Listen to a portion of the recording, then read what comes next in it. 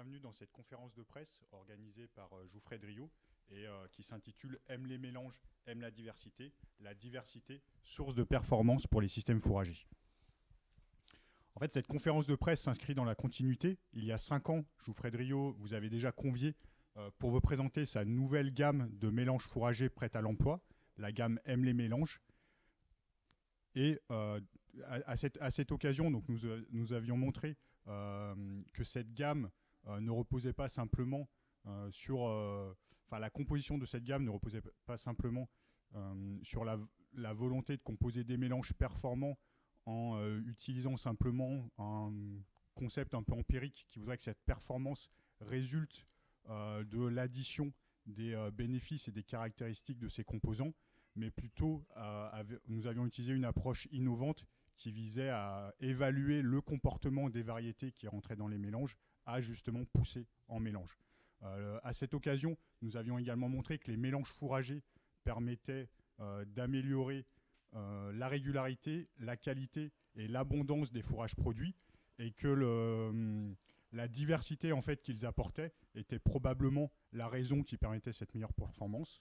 Nous venons aujourd'hui vous confirmer que la diversité peut être source de performance, et nous allons donc vous présenter nos derniers résultats et la façon dont nous travaillons afin de faire de cette diversité choisie un levier de performance. Et nous aurons également l'occasion donc d'échanger avec des experts du monde académique et technique sur les mécanismes écologiques sous-jacents qui font que cette diversité peut être utilisée comme un levier de performance. À cette occasion, j'ai le plaisir donc de souhaiter la bienvenue à M. Jean-Louis Durand de l'INRAE, qui est directeur de recherche dans l'unité de recherche pluridisciplinaire prairies et plantes fourragères, et qui donc participera à cette conférence. Je vous présente en revanche les excuses de M. Patrice Pierre de l'Institut d'élevage, qui devait également être présent et qui a eu un empêchement de dernière minute. Alors comme je le disais, c'est une conférence qui est dans la continuité. C'est aussi une conférence qui est quand même dans un format inédit. C'est une première pour nous, mais on a donc des journalistes présents ici sur place et je tiens à les remercier de leur présence. Mais on a aussi du coup des journalistes qui sont présents en visio compte tenu de la période un peu inédite que nous traversons.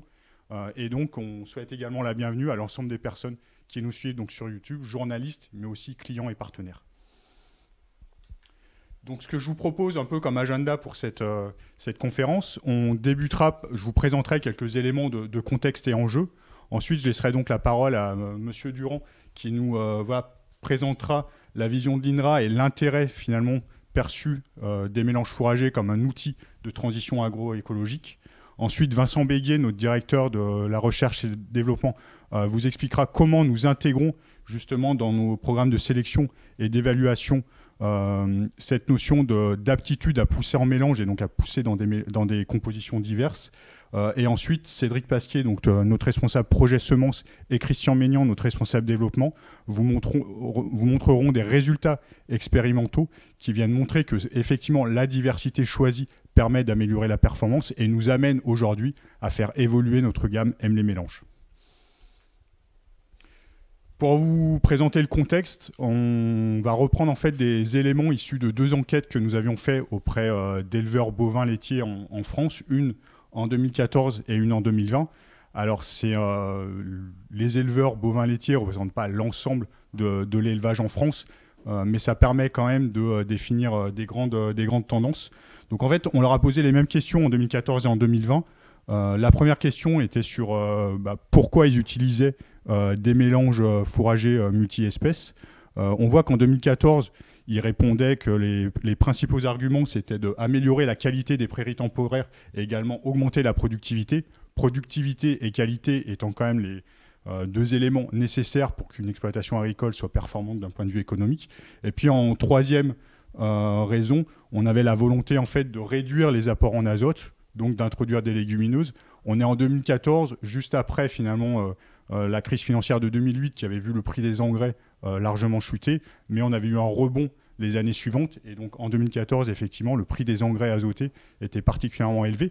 Quand on repose cette question en 2020, on voit que les 2 premières raisons, elles restent les mêmes. C'est toujours bien évidemment de la performance économique, mais on voit apparaître en 3e raison la volonté d'avoir une régularité de la production et une meilleure résistance au stress climatique. Donc on commence à percevoir le fait que les mélanges, par la diversité qu'ils apportent, peuvent être une source de stabilité et de régularité pour les éleveurs. Si justement on leur pose la question de est-ce qu'ils souhaitent augmenter ou pas leur surface en mélange fourragé, en 2014, 18% des éleveurs interrogés nous disaient qu'ils avaient l'intention d'augmenter leur surface de prairies temporaires en mélange.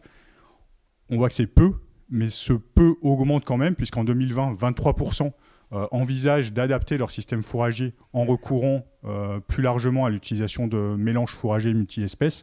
Et on voit que cet indicateur-là est devant les autres leviers qui peuvent être l'augmentation des surfaces de luzerne ou l'augmentation de la production de dérobées fourragères. Donc on a quand même une tendance et on perçoit que les éleveurs sont intéressés par les mélanges multi-espèces afin de s'adapter finalement aux évolutions climatiques.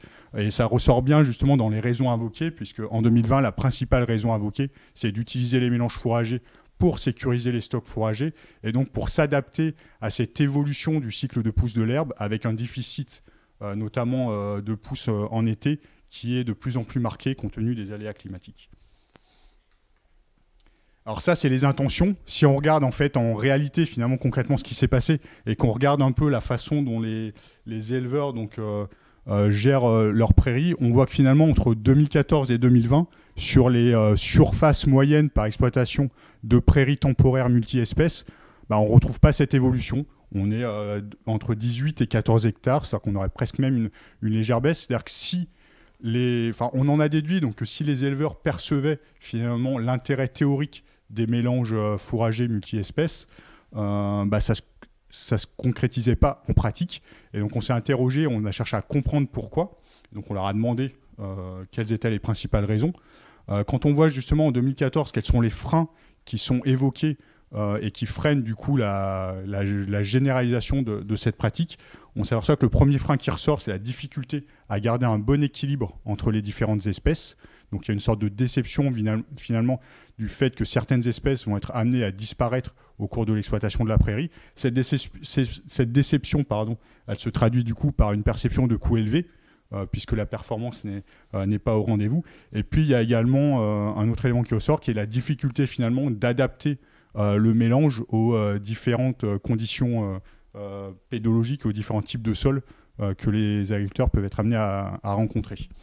Quand on leur demande justement qu'est-ce qui pourrait les aider pour mieux utiliser les mélanges fourragers, ce qui ressort en premier, c'est vraiment justement bénéficier de résultats locaux pour être sûr que le mélange fourrager proposé est performant dans le contexte pédoclimatique local.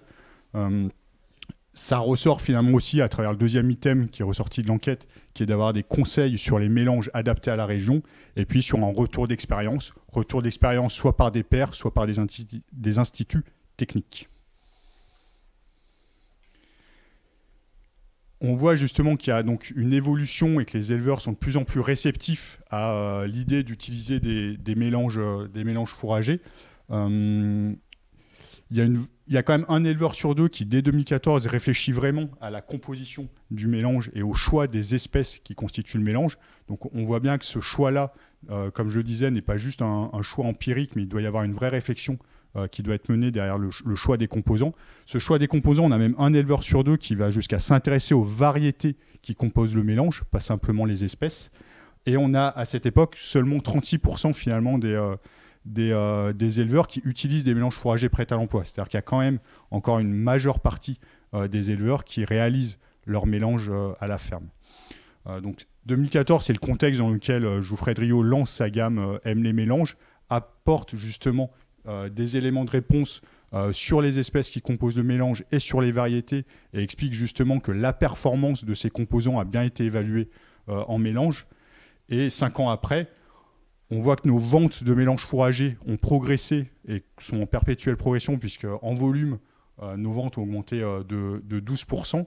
Pour vous donner une indication, quand on prend les statistiques du GNIS, l'utilisation des mélanges fourragers prêts à l'emploi augmente, mais à un rythme inférieur à 7%, ce qui traduit bien le fait que notre approche innovante trouve finalement un écho auprès des éleveurs. Et donc notre ambition, c'est de poursuivre dans cette voie afin à nouveau d'accompagner les éleveurs dans cette transition agroécologique.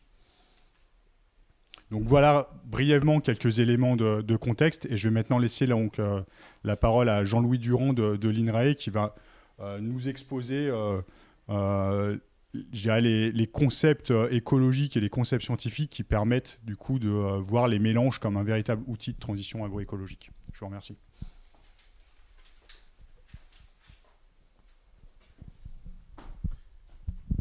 Merci bien. Donc, on a été sollicité pour participer à cette journée par Geoffrey Driot, avec qui on travaille depuis longtemps, dans le cadre de contrats de recherche, de partenariat, que ce soit directement ou à travers l'association des créateurs de variétés fourragères.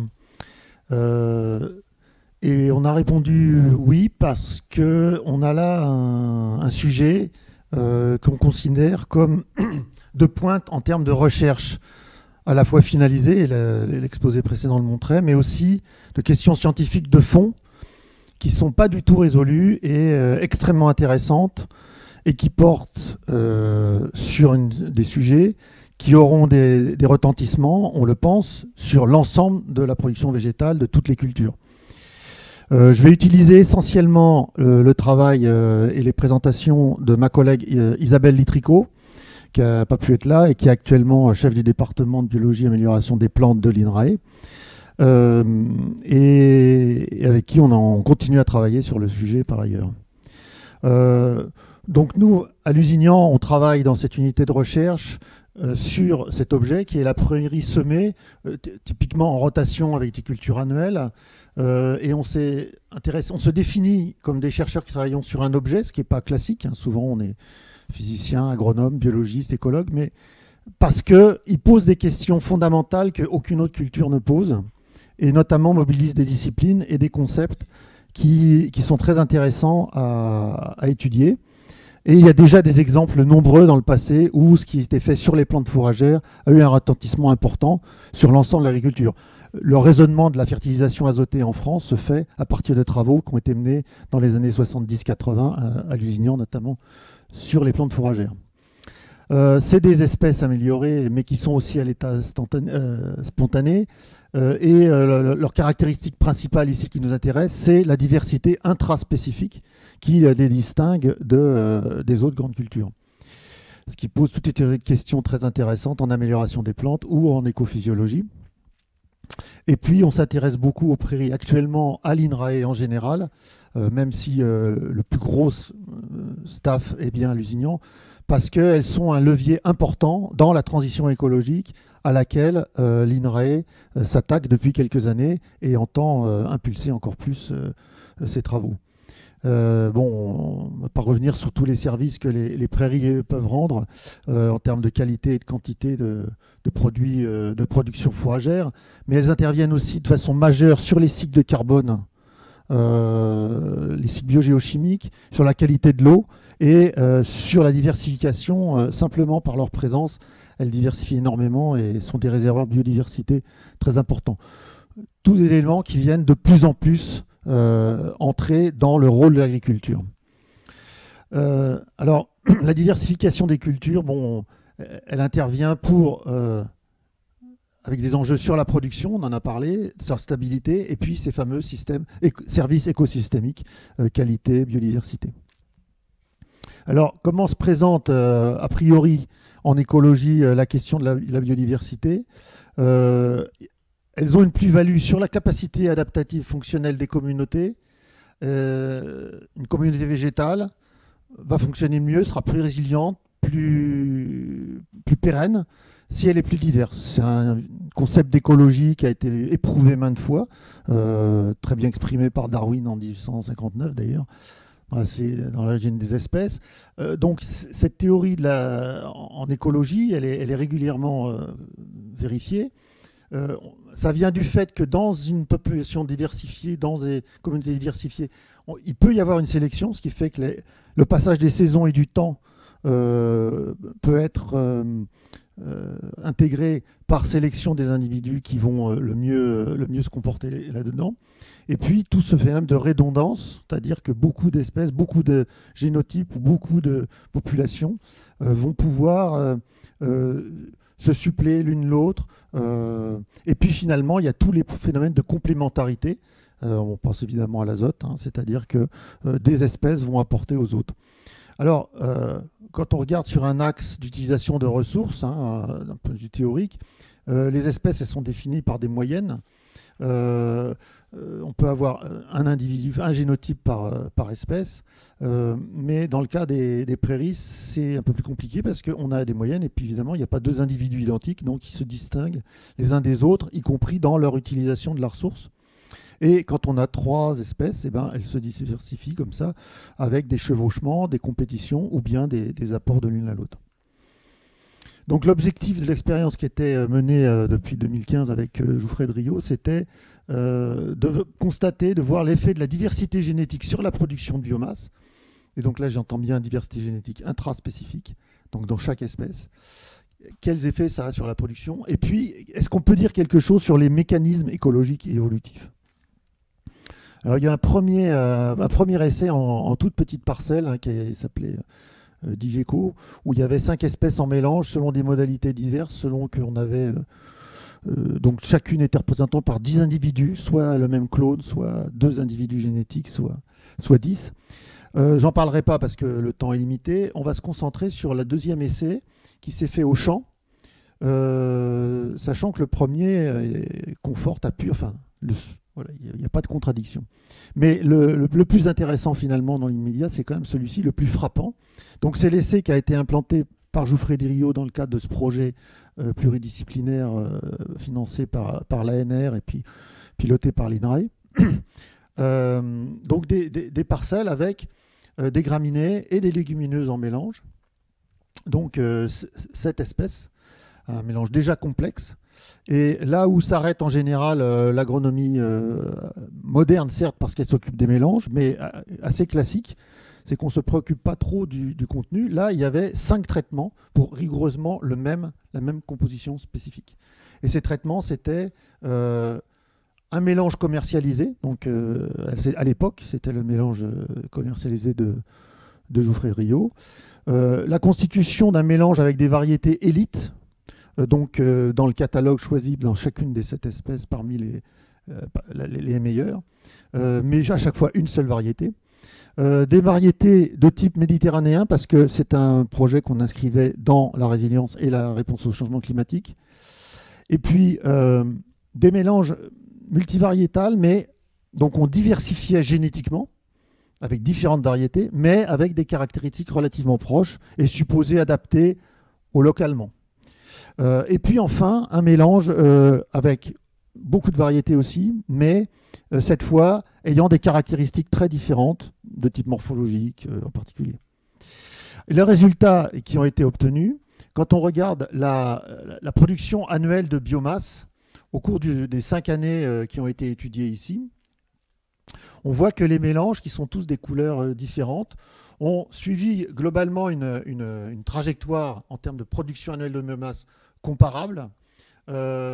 Trajectoire qu'on a pu attribuer d'une part à un effet de vieillissement, d'évolution de la prairie, hein, dans le cadre de l'utilisation d'une prairie temporaire standard, et aussi au fait qu'il y a eu ces années-là des sécheresses assez marquées qu'on a caractérisées, et donc on a pu séparer les effets de la sécheresse et du temps. La première chose qu'on voit, c'est que, en tout cas, si dès le départ, les choses étaient groupées, on voyait quand même des classements significativement différents avec le mélange commercial qui s'en sortait plutôt très bien. On voit qu'au cours du temps, c'est le mélange le plus complexe finalement qui a maintenu la meilleure stabilité, ce qui à la fin d'ailleurs le mettait statistiquement au-dessus des autres. Bon, c'est un résultat.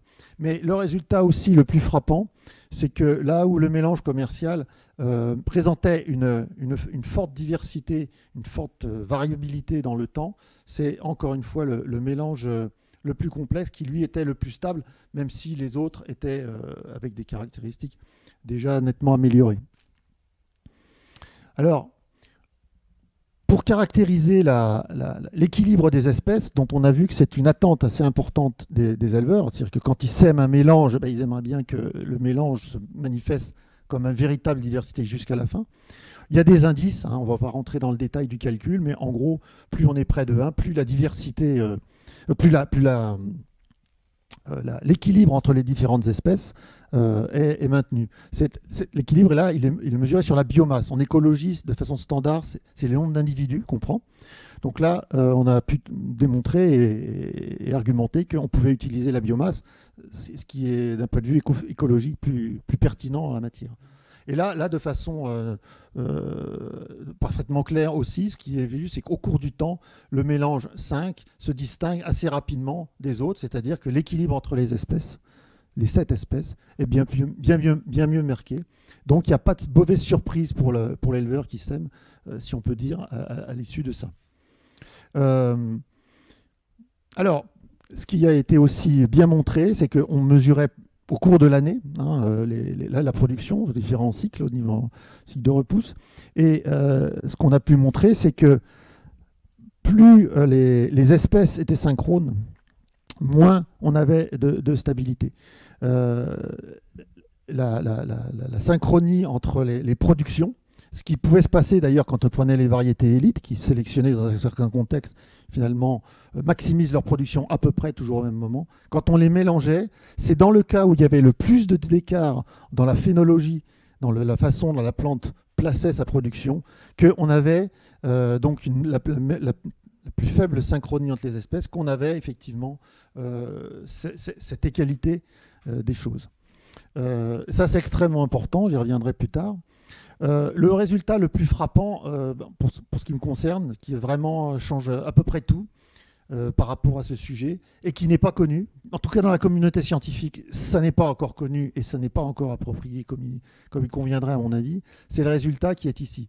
On a ici la production donc en grammes par mètre carré, ici c'est 14 tonnes, hein, divisé par 100 pour avoir le tonnage, hectare.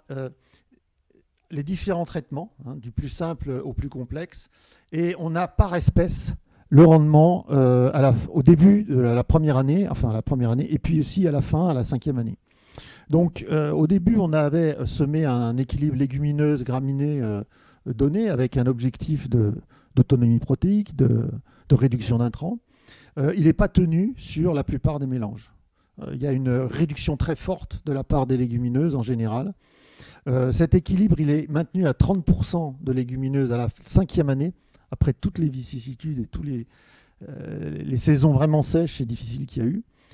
Et c'est là où le mélange 5 est tout à fait frappant et répond vraiment au cahier des charges, si on veut. Encore une fois, grâce à la synchronie entre les espèces. Là, on a distingué en carré le mélange 5 des autres. Donc, c'est 2 années successives. Hein. Donc, il n'y a pas d'évolution là-dessus. Et puis, aussi, on a mis en évidence une relation entre l'égalité entre les espèces et la production annuelle.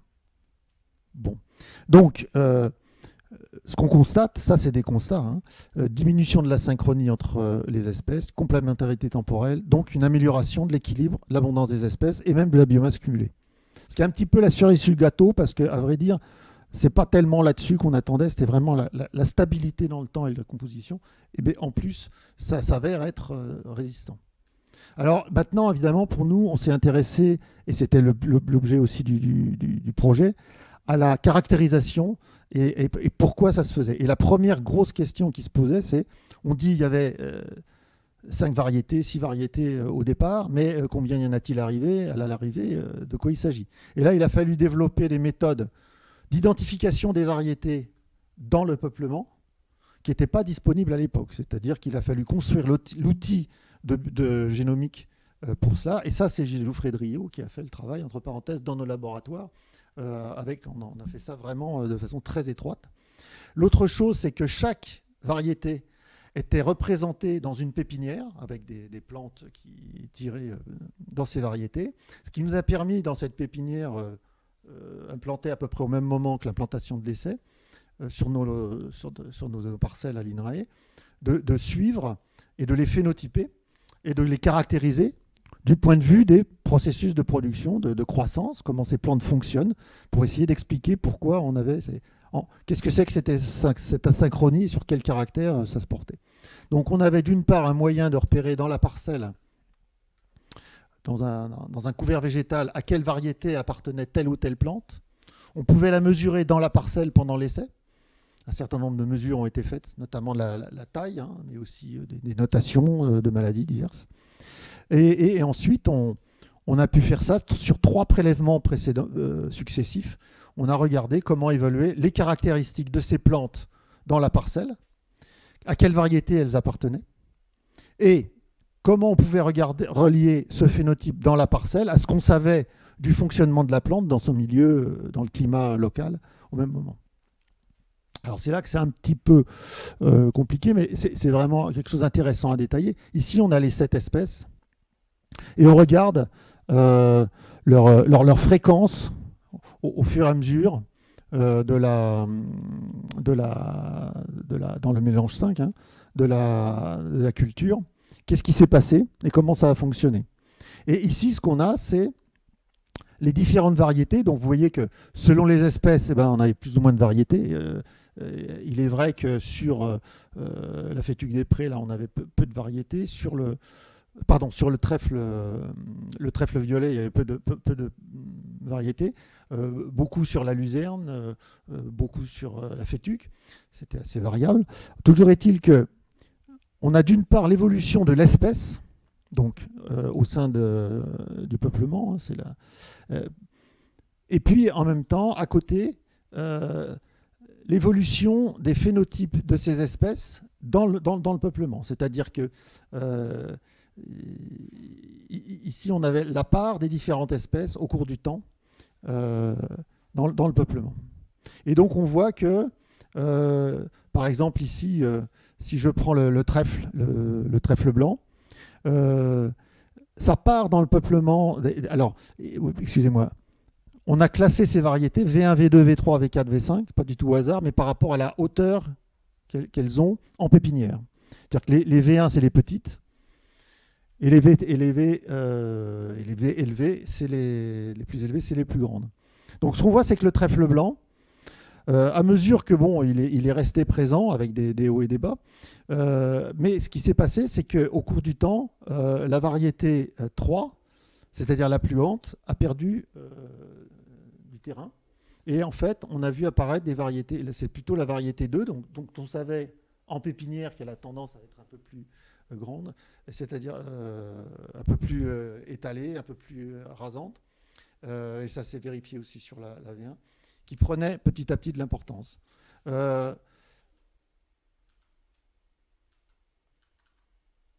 Inversement, dans le cas de... Alors là, c'est l'espèce... la luzerne. On voit que ce qu'on a vu, c'est que c'est les grandes variétés qui ont pris... non, pardon, je suis sur la fétuque. C'est les grandes variétés qui ont pris le pas sur les petites dans la végétation. C'est-à-dire qu'on est passé d'un stade où on avait cette variété qui était à peu près à 20%, et elle s'est mise à acquérir 40 à 50% de la population au cours du peuplement, dans son espèce, au cours de la production. Donc ça veut dire qu'avec cet essai, on savait non seulement le résultat brut que la diversité était utile, mais en plus on a montré que c'est par l'évolution au sein de chaque espèce de celles qui avaient certaines caractéristiques que se maintenait constant le résultat final, la proportion de légumineuses et le rendement. Donc on a affaire à une dynamique qui est à la base de la stabilité de la production. Ce n'est pas très étonnant en termes de théorie écologique ou en écophysiologie. Par contre, intégrer ça dans du progrès agronomique, c'est une word first. Enfin, c'est tellement word first que ça a été publié dans des journaux vraiment de très haut niveau. Et on sait qu'un certain nombre de caractères, donc là on a vraiment insisté sur la hauteur, parce que c'est vraiment la part de rayonnement que chaque plante va obtenir dans sa végétation, qui est de premier ordre. Donc, c'est à quel moment je vais me placer des feuilles en hauteur au-dessus des autres. Et ce qu'on a vu, donc, c'est qu'il y a des espèces qui, par essence, sont relativement basses et qui, elles, ont favorisé plutôt les individus qui étaient plus bas et qui allaient chercher la lumière plus loin dans les trous, et des espèces plutôt hautes qui ont fini par être encore plus hautes, de façon relativement complexe, mais intelligible. Voilà. Donc le résumé de cette affaire, c'est que la diversité spécifique et génétique sont complémentaires, et que c'est par la capacité adaptative de l'espèce, l'évolutivité, si on veut, la capacité d'évoluer du peuplement, par sélection et aussi évidemment par plasticité, c'est-à-dire que chaque individu peut augmenter plus ou moins sa taille en réponse à l'environnement, et je vais y revenir. Mais c'est les deux à la fois, on a pu le démontrer, qui expliquent la capacité adaptative du groupe fonctionnel des légumineuses, et donc la capacité fonctionnelle, et qui permet le maintien de la diversité spécifique, et donc tous les avantages qu'on peut en retirer, notamment graminées légumineuses. Bon, j'insiste pas, il y a eu vraiment des très belles publications là-dessus. La question maintenant que nous nous posons en recherche, c'est est-ce qu'il est possible et comment on va sélectionner des variétés pour aller au-delà de simplement choisir dans l'existant et faire des règles d'assemblage les plus appropriées, ce qui sera déjà un progrès considérable.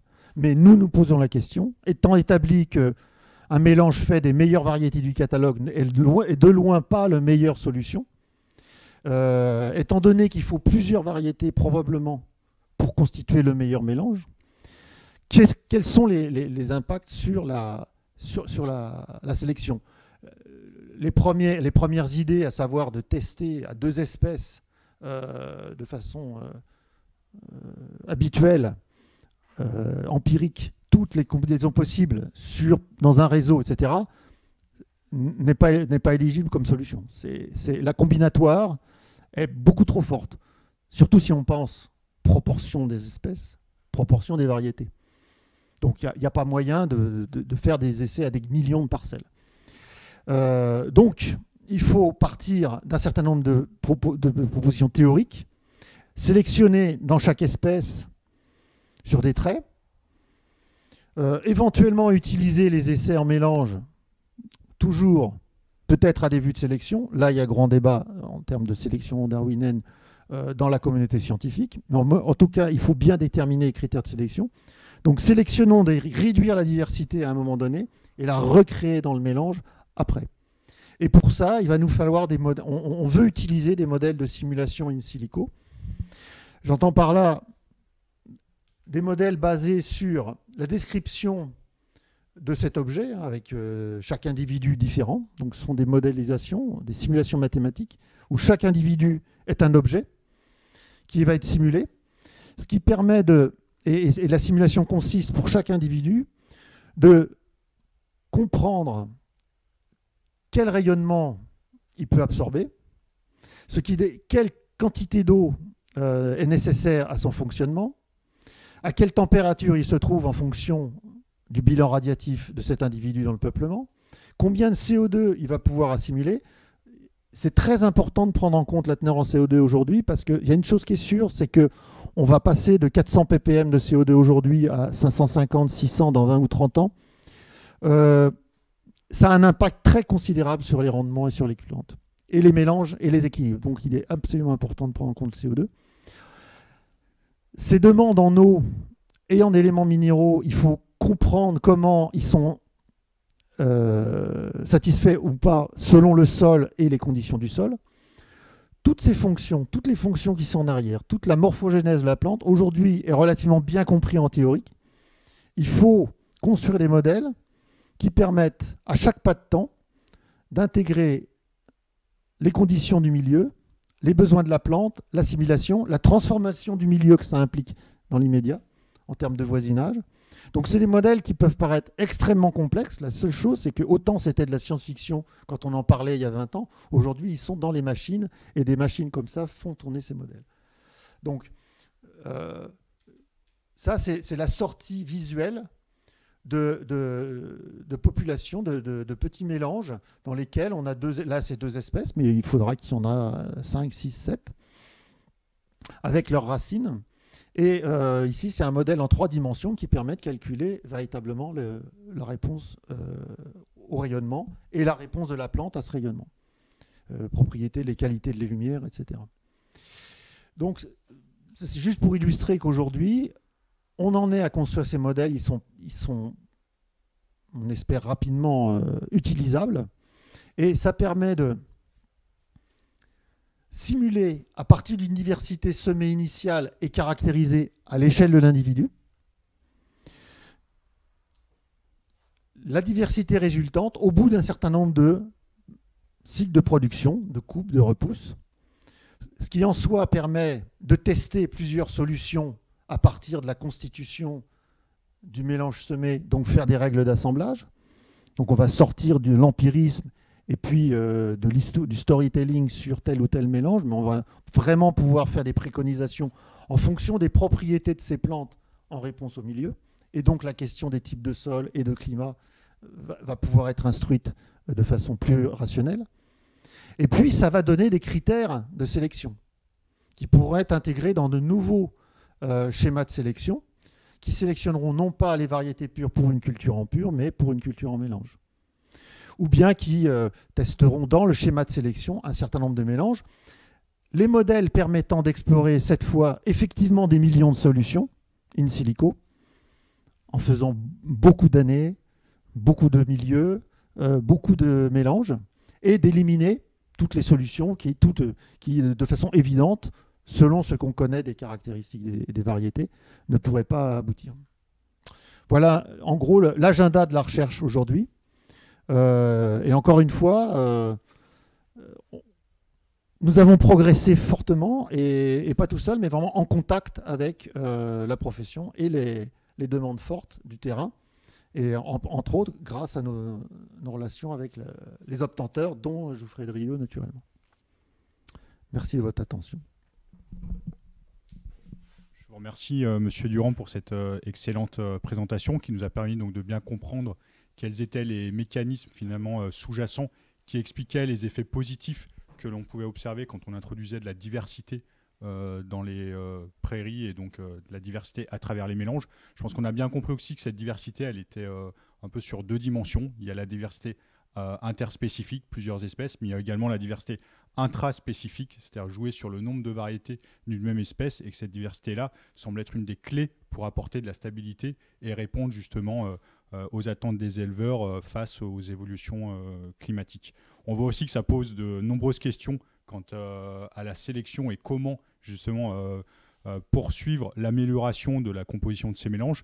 On verra tout à l'heure que donc Vincent Béguier, notre directeur de recherche et développement, apportera quelques éléments de réponse et vous présentera comment nous, à notre niveau dans notre entreprise, on intègre ces éléments-là pour faire évoluer notre gamme. Ce que je vous propose quand même, c'est de prendre un premier temps d'échange et de prendre des premières questions suite à cette première intervention.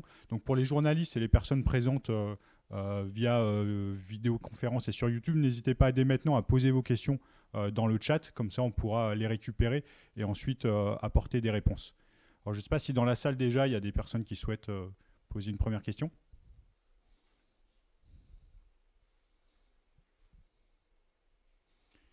Pas de questions à ce stade. Alors, une question, oui.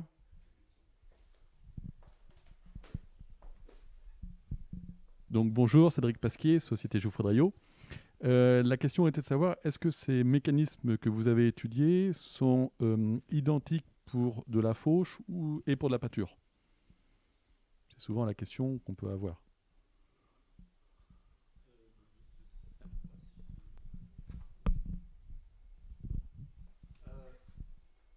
À ce stade, je n'ai pas de démonstration expérimentale. Hein. Ce qu'on sait, c'est qu'on peut réfléchir et poser la question, le problème, disons, en interprétant la pâture comme une fréquence de coupe et une intensité de défoliation, en intégrant une forme de retour d'un certain nombre d'éléments dans le cycle biogéochimique qui se présente un peu différemment que dans un système de lay farming ou d'exportation de la matière végétale. Donc on peut le poser la question. Il est vrai que ça mériterait ça mériterait des bases expérimentales. Actuellement, on n'a pas de programme en cours là-dessus. Donc, c'est actuellement les deux voies que l'INRA explore. C'est soit on a des dispositifs expérimentaux qui pourraient permettre, sous pâturage, de comparer des performances de différents types de prairies. Ça pourrait se faire. C'est des choses assez lourdes, mais l'INRA est équipée pour ça en principe. Et c'est surtout, je pense, sur le terrain aussi qu'il faudrait envisager ça. Parce que une fois qu'on a compris ce qui est derrière, cet effet, je rappelle, vraiment spectaculaire, c'est-à-dire de quelques pourcents à 30% sur 5 ans en légumineuses, les zootechniciens à l'INRA en particulier, quand on leur parle mélange, sont sceptiques. Nos collègues de Rennes qui visitaient nos essais disaient oui, mais et d'autres agronomes d'ailleurs, c'est très compliqué de maintenir des légumineuses dans un mélange à long terme quand il y a un peu une sécheresse ou un mauvais coup. Quand on leur montre ces résultats, donc ça surprend.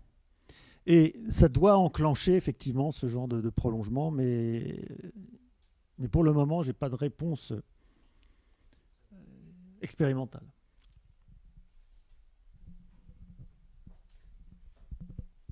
On a une première question également donc, sur le chat, à savoir est-ce qu'il serait possible de caractériser en fait les mécanismes de concurrence entre les espèces, mais aussi intra-espèces, de manière différenciée. C'est-à-dire, est-ce que les mécanismes à l'œuvre peuvent être différents d'une espèce à l'autre?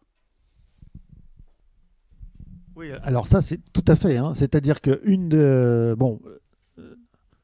s'il s'agit de caractériser les espèces, le meilleur moyen, c'est effectivement d'analyser la biologie de la plante et de regarder l'ensemble. En gros, une production de plantes, on caractérise au premier ordre ce qu'elle fait en prenant en compte une douzaine ou une quinzaine de fonctions: photosynthèse, croissance des feuilles, croissance des racines, absorption de l'azote. Bon, il y en a comme ça, un certain nombre. Évidemment, d'une espèce à l'autre, elle change. Elle change d'abord parce qu'il y a des fonctions qui n'existent pas chez certaines espèces. La fixation symbiotique de l'azote, ça existe que chez les légumineuses. Mais la photosynthèse, par contre, c'est à peu près la même chez toutes ces espèces. On est en plus dans le groupe des plantes en C3. Mais par contre, ce qui va varier, c'est les paramètres des lois de réponse de la photosynthèse au rayonnement. La sensibilité de la photosynthèse ou de la résistance somatique à la sécheresse, à la température. Toutes ces fonctions-là, on sait comment les étudier, comment les caractériser. Et petit à petit, on commence à avoir une caractérisation de toutes les espèces d'intérêt en question. La fétuque élevée, le trèfle blanc, le trèfle violet, la luzerne, etc. sont des espèces qui sont de plus en plus systématiquement, de mieux en mieux connues au plan des réponses. Et parallèlement, également au niveau génétique. C'est-à-dire qu'on sait de mieux en mieux attribuer une composition génomique à des réponses. À partir de là, on peut prendre en compte cette complexité. C'est-à-dire qu'on en est à peu près là, que ce n'est plus du tout de la science-fiction d'arriver à intégrer, d'injecter de la variabilité génétique sur les réponses et sur les traits des espèces et des individus à l'échelle de variabilité individuelle, et ensuite intégrer ça à l'échelle du peuplement végétal pour justement voir le fonctionnement du peuplement. Mais effectivement, la distinction spécifique et au sein des espèces doit être faite à ce niveau-là. Mais c'est bien l'objectif et c'est en cours.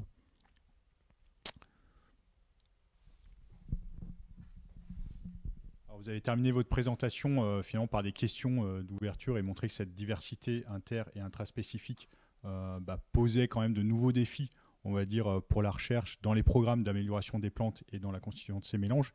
On a une question qui vient d'arriver qui est assez similaire, puisque la question, et à ce moment-là, je laisserai peut-être Vincent répondre à travers la présentation qui va suivre, qui est justement à l'avenir, pourrait-on en arriver à sélectionner des variétés dans l'objectif directement de créer un mélange? Alors, vous pouvez peut-être apporter déjà des compléments. Oui, alors un dernier point. J'ai parlé d'une douzaine, une quinzaine de fonctions diverses qui distinguent les espèces et les individus entre eux.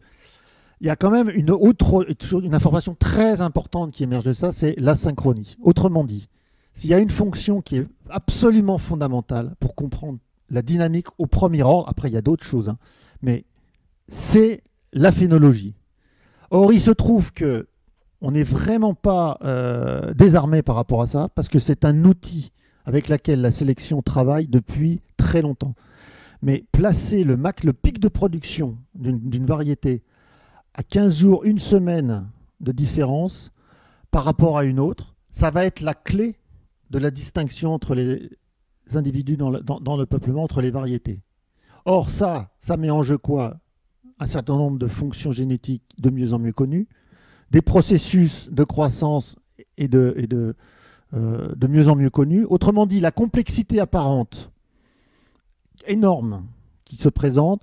Aujourd'hui, on peut, grâce à nos études, quand même, la focaliser sur un processus très important, c'est à quel moment la plante a décidé de faire son pic de production, généralement lié à la reproduction sexuelle.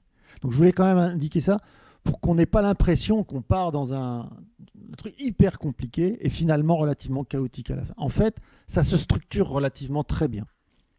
Voilà. Je voulais quand même dire ça parce que j'avais oublié d'insister là-dessus, mais c'est très important. Je vous remercie pour ces compléments et je pense que Vincent va également revenir dessus au cours de sa présentation.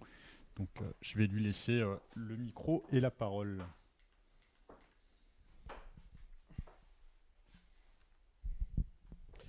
Bonjour à tous. Oui, donc merci Jean-Louis pour cette introduction.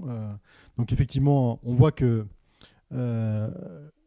ces travaux qui ont été menés beaucoup par l'INRA, mais avec la contribution de Geoffrey Driot, et au départ d'une rencontre entre Isabelle Litrico et puis la recherche de Geoffrey Driot, ouvre beaucoup de champs. Mais effectivement, dès aujourd'hui, en fait, au démarrage de ces travaux, et de plus en plus aujourd'hui, donc on a les moyens d'intégrer ces résultats. Donc,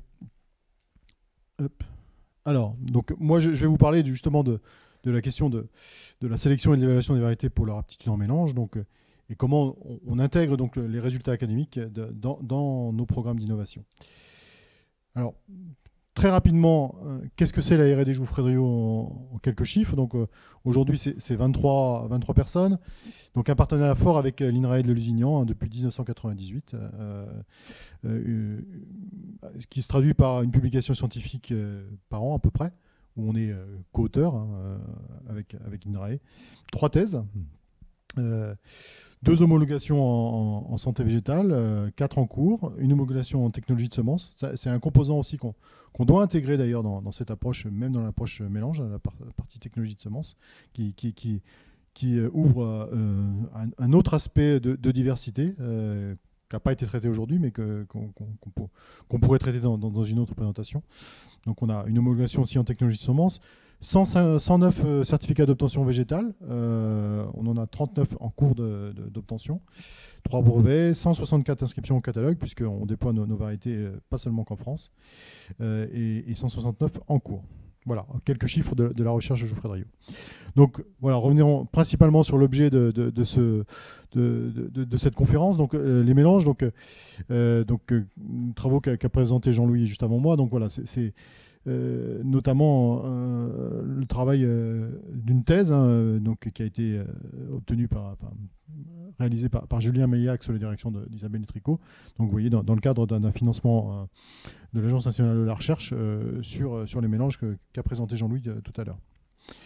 Donc comme Jean-Louis a beaucoup présenté toute la partie contexte, et puis voilà, moi je reviens juste sur les aspects résultats marquants par rapport à la constitution des mélanges.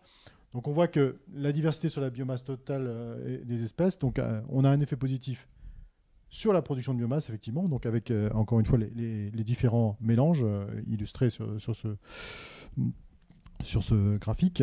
On a un effet sur la stabilité de production, et puis un effet donc sur l'équilibre des espèces, et c'est fondamental notamment pour la proportion graminées légumineuses, comme l'a dit Jean-Louis. Et donc les mécanismes sous-jacents qu'on a identifiés, ce sont bien effectivement la synchronie des espèces, qui intervient très fortement dans cette résilience, et notamment sur la proportion en mélange. Les différences de hauteur végétative, bien caractérisées aussi. Voilà. Et puis, comme l'a dit Jean-Louis, l'importance de la sélection et de la plasticité, donc les variétés qui évoluent, et donc le choix variétal qui permet d'arriver avec les mécanismes génétiques dans la pérennité de ces mélanges. Voilà. Donc, quelles implications donc, en amélioration des plantes? On a donc besoin d'une variabilité sur certains traits, donc qu'on a caractérisés, mais on ne les a probablement pas tous caractérisés. C'est-à-dire que quand on a démarré ce travail, on a identifié certains traits qu'on a mesurés. Certains se sont révélés non pertinents pour expliquer les mécanismes. Et puis donc on a identifié 2, mais peut-être qu'on n'a pas mesuré tous les traits. Hein. Et donc il y a encore des travaux à faire par rapport à ça. Et maintenir donc de bonnes performances agricoles, donc ce qui oblige à revisiter les objectifs de sélection. Donc identifier les traits, donc comme l'a dit Jean-Louis, donc tout ce qui est hauteur végétative et précocité. Donc précocité, voilà, c'est ça, l'asynchronie, c'est autour de la précocité. Est-ce qu'on a besoin de traits moyens ou d'une diversité de traits, voilà, et d'une variabilité sur l'ensemble de ces traits. Et donc, on a 2 façons d'introduire la variabilité. Soit on crée une variété avec une forte variabilité. Voilà, donc c'est ce que vous voyez en illustration sur ce schéma. Donc une base très très large qui permet de recouvrir tous les besoins de l'espèce. Alors le problème, c'est qu'en termes réglementaires, c'est un peu compliqué d'aborder ça parce qu'aujourd'hui, notamment sur les questions d'homogénéité et de distinction des variétés, on ne sait pas mesurer ça. Donc ça veut dire qu'on ne saurait pas identifier les variétés. Donc là, il y a une question de protection de la propriété intellectuelle, mais il y a surtout une protection de bien caractériser ce qu'on met à disposition de l'utilisateur, puisque si on fait une variété à base très large, on n'est pas sûr de la reproduire à l'identique quand on va la fournir, et surtout, la réglementation, les services officiels ne pourront pas déterminer que ce qui a été mis dans le sac correspond bien à ce qui a été proposé. Donc en fait, cette voie-là, elle est théoriquement possible, mais réglementairement compliquée. Et c'est avant tout pour protéger l'utilisateur sur ce qu'on va lui mettre dans le sac. Donc l'autre voie, c'est plutôt de recréer cette variabilité, comme l'exprimait Jean-Louis, en associant plusieurs variétés, mais donc qui ne sont pas identiques, mais bien différentes pour pouvoir véritablement recréer cette variabilité nécessaire dans l'espèce, dans le cadre d'un mélange interspécifique. Voilà. Donc, en quelques mots, qu'est-ce qu'on fait, nous, en termes de sélection? Alors, les espèces qu'on sélectionne dans le cadre de la recherche Jouffret-Drillaud, ce sont les luzernes, sur lesquelles on a des critères de sélection qui servent aussi bien pour les approches en pur que les approches en mélange. Donc on travaille beaucoup les questions de rendement de protéines par hectare et digestibilité, qui sont des critères qui restent pertinents dans les mélanges aussi bien en pur. Mais on a beaucoup aussi accentué sur la question de la dormance, qui viennent justement élargir la gamme de dormance des variétés de luzerne, qui nous permettent de traiter cette question d'asynchronie, justement, d'avoir des luzernes asynchrones dans les mélanges. Et puis bien entendu, alors des choses qui ne se perdent pas, c'est tout ce qui est tolérance aux maladies et nématodes, et aussi résistance à l'averse. On travaille aussi beaucoup la fétuque élevée, sur la souplesse du feuillage pour des aspects d'appétence et pour les animaux, digestibilité, le rendement fourrage, la souplesse, d'exploitation et tolérance maladie, mais aussi des poules de précocité différentes. On travaille le dactyle sur la productivité fourrage, donc avoir un fourrage précoce et un rendement total, et la souplesse d'exploitation. Et là encore, on est encore sur des phénomènes de synchronie, voilà. Et puis on travaille le lotier, qui est une espèce...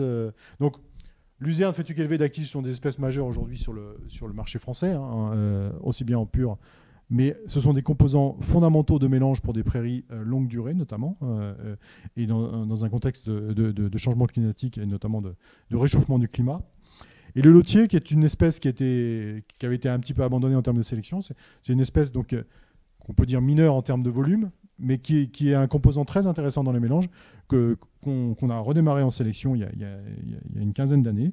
Et donc, on a beaucoup travaillé sur cette question d'adaptation au mélange. Donc là, on est plus sur la capacité à survivre dans des mélanges, parce que c'est une espèce à de taille faible, qui n'a pas une capacité comme le trèfle blanc par exemple à s'étendre. Et donc il a bien fallu travailler la question de tenir la compétition par rapport à ces grandes espèces que sont le luzerne, fétuque et dactyle. Et on a travaillé aussi la question des teneurs en tanin condensé. Donc là c'est plus dans un aspect de valorisation fourragère. On sait que quand on a des tanins condensés, pour conserver la protéine dans le rumen de l'animal, c'est intéressant. Voilà. On travaille également les raies granglées hybrides, donc beaucoup sur des questions de valeur alimentaire, de répartition de rendement et de tolérance à maladie, mais également de précocité.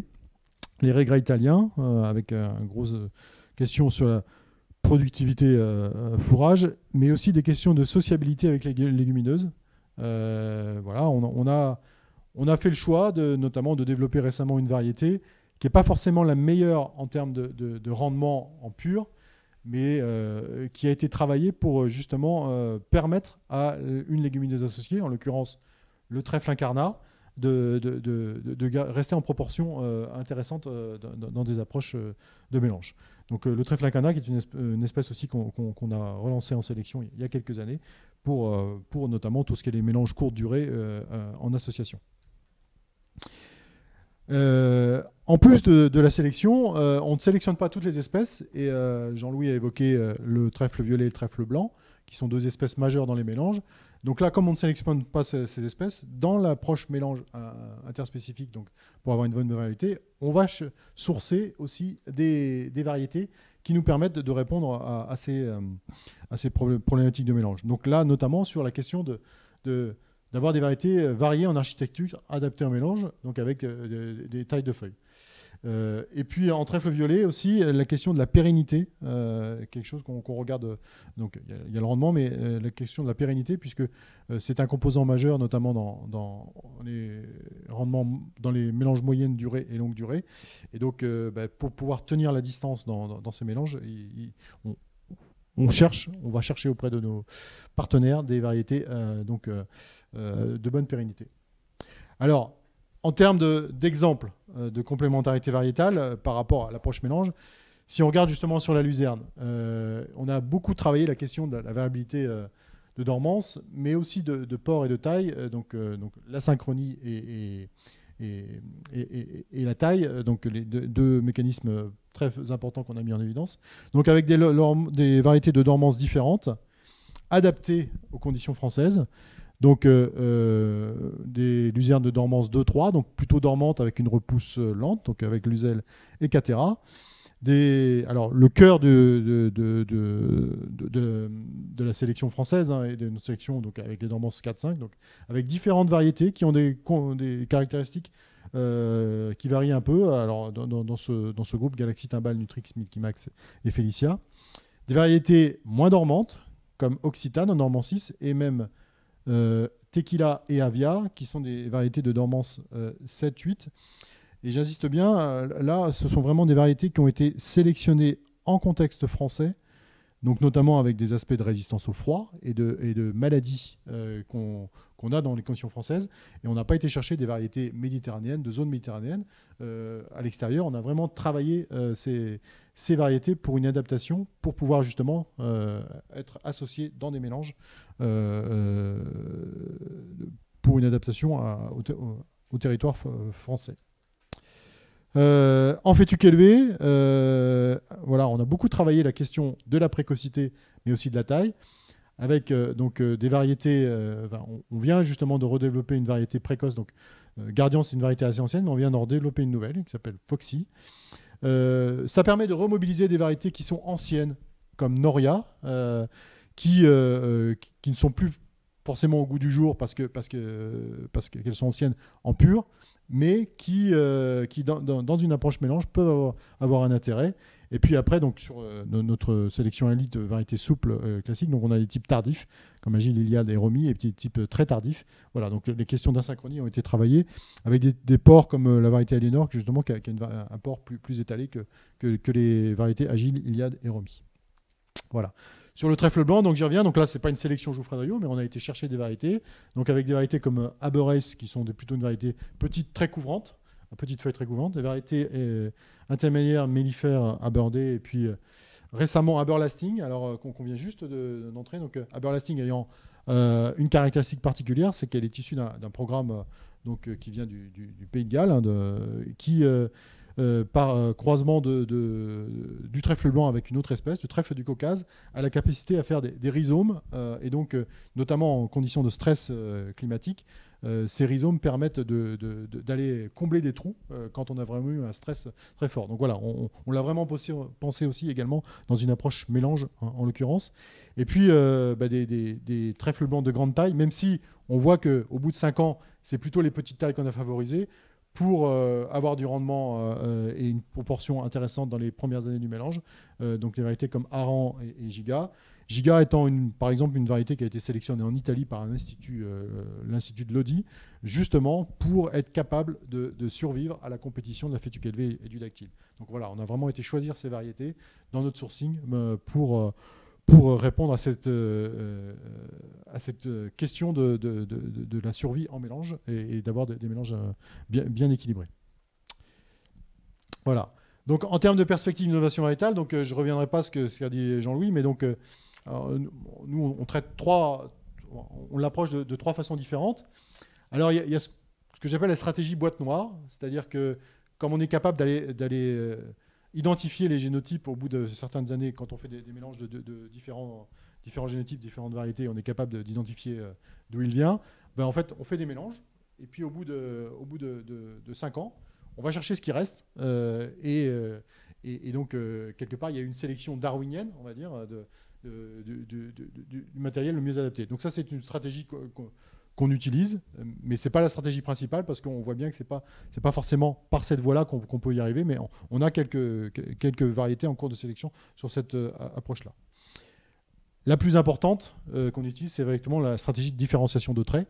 Donc, comme je dis, la question de l'asynchronie, la question de taille, de port, c'est vraiment ça. Donc, sélectionner différentes variétés qui puissent permettre de reconstituer dans le mélange les besoins pour l'espèce dans le cadre d'un mélange interspécifique. Donc c'est vraiment sur cette question-là qu'on est positionné et qu'on a le plus de solutions, en tout cas aujourd'hui et à court et moyen terme. On travaille beaucoup ces questions-là. Et puis enfin, la stratégie d'adaptation au changement climatique, parce que avec les évolutions climatiques, avec notamment des hivers plus chauds, des étés plus secs, il faut aussi qu'on ait du matériel qui permette justement de valoriser ces croissances plus précoces quand on a des hivers plus chauds. Et puis aussi survivre à l'été. On peut se poser la question, par exemple, notamment par rapport au dactyle. C'est peut-être une question qui viendra dans le chat. C'est une espèce qui pose problème dans les mélanges. Parce que elle a une capacité de résistance forte, et parfois elle peut prendre beaucoup de place dans les mélanges, notamment l'été, puisque c'est la seule espèce qui arrive à vraiment survivre. Donc du coup, elle a tendance à bouffer les autres.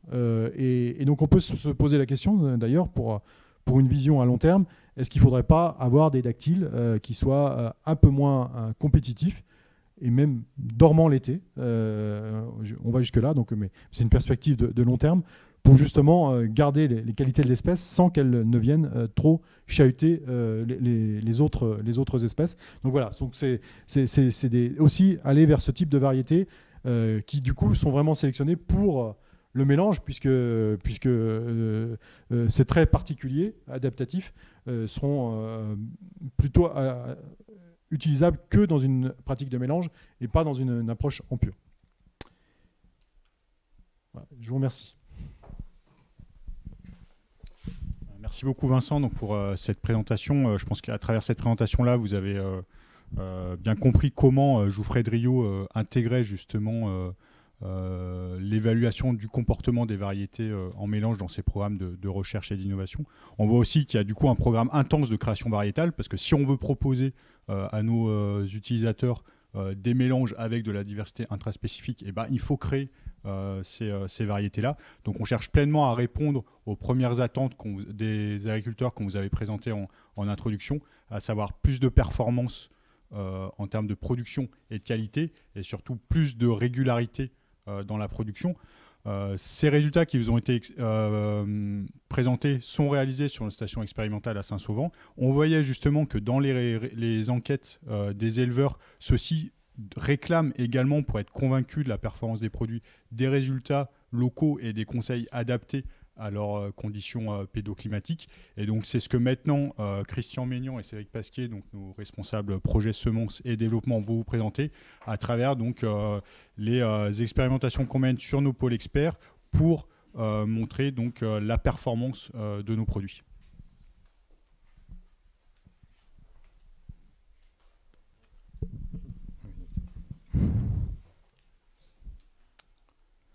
Donc, bonjour, je suis très heureux ici de vous présenter donc, les travaux avec Cédric Pasquier.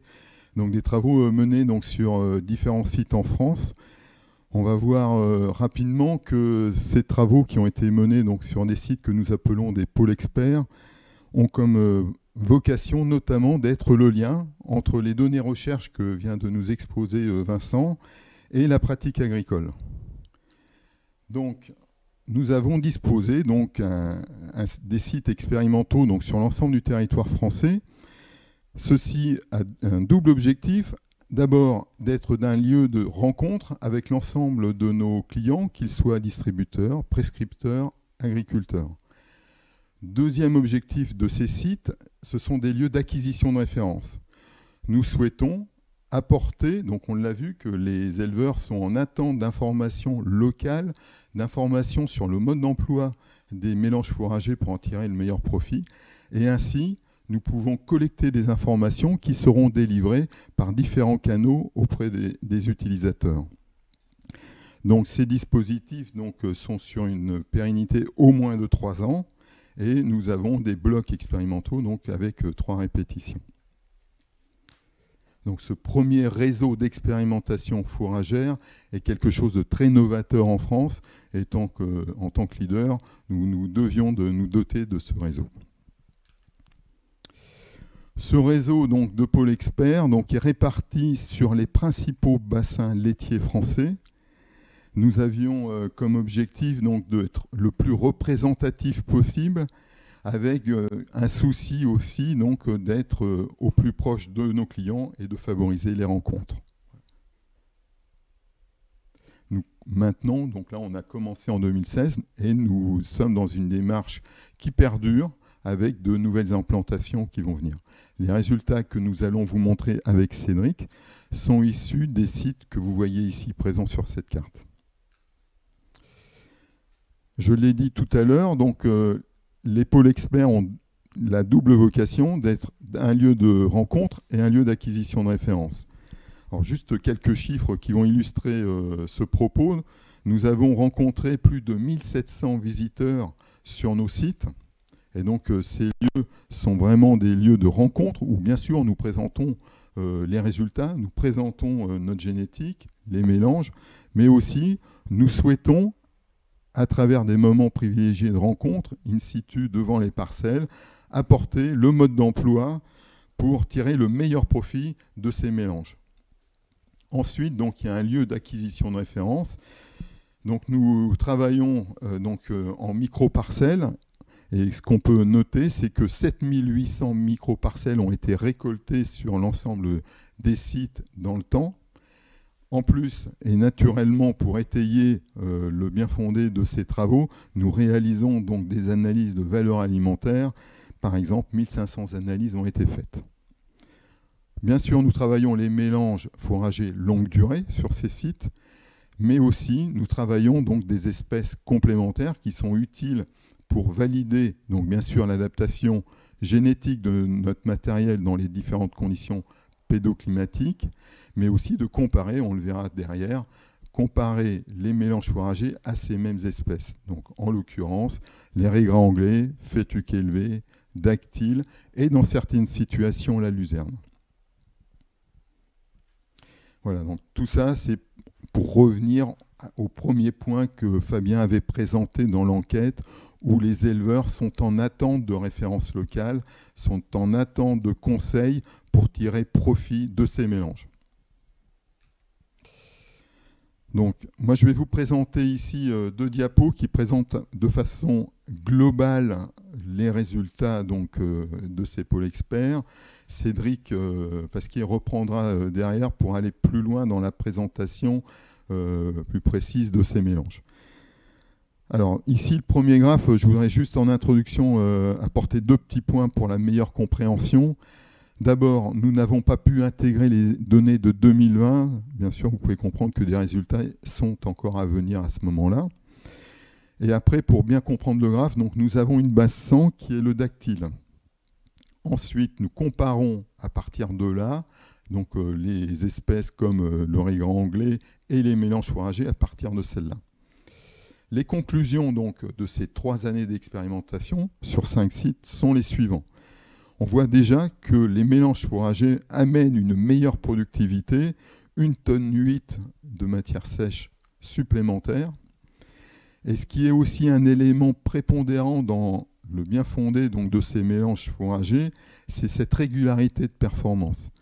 On a pu noter que cette régularité se notait quels que soient les sites et sur l'ensemble des différentes couples et donc l'ensemble des cycles. Donc, une bonne adaptation au lieu et à l'ensemble des exploitations. Tout ceci se fait grâce à ces mélanges où nous avons une composition composée également donc, de légumineuses avec un apport d'azote réduit des 2/3.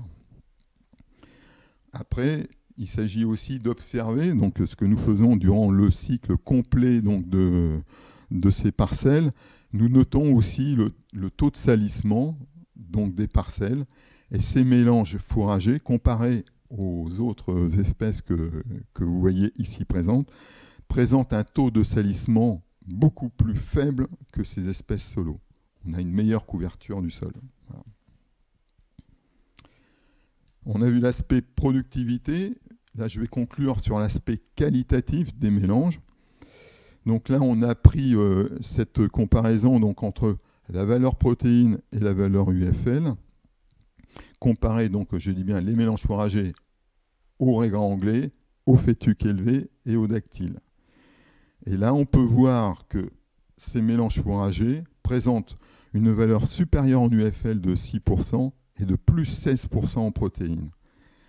Naturellement, ce sont des éléments attendus par les éleveurs. Ce sont souvent des choses qu'on comprend de façon logique. Des mélanges ayant des légumineuses doivent apporter plus de protéines. On verra que c'est aussi dû au fait d'introduire de l'intraspécificité dans ces mélanges où on arrive à ce résultat. Et je voudrais juste conclure pour dire que cet aspect qualitatif ne se fait pas au détriment de l'aspect quantitatif qu'on vient de voir tout à l'heure.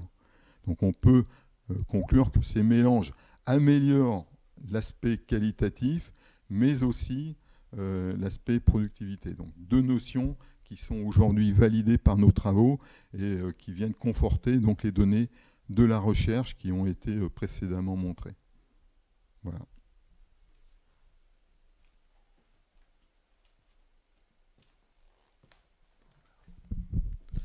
Donc bonjour, Cédric Pasquier, donc Geoffroy Driot, donc responsable projet semences. Donc merci Christian effectivement pour les premiers éléments de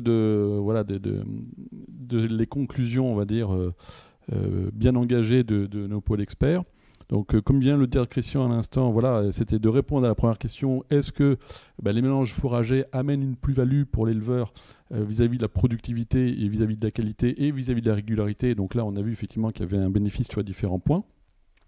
Les 2 autres questions, effectivement, qu'il y avait également, c'était de savoir, par rapport à ces essais multi-espèces, donc sur les 5 sites, voilà, donc là, aujourd'hui, on est sur 3 années d'expérimentation et encore une qui est en cours, c'était effectivement d'évaluer la performance de ces mélanges, donc comparé effectivement à d'autres mélanges locaux, notamment, et puis surtout d'évaluer l'impact de la diversité intraspécifique, voilà ce qui a été mesuré notamment dans ce qu'a présenté M. Durand tout à l'heure dans les essais INRA Geoffroy Driot, donc sur la productivité et la qualité des mélanges.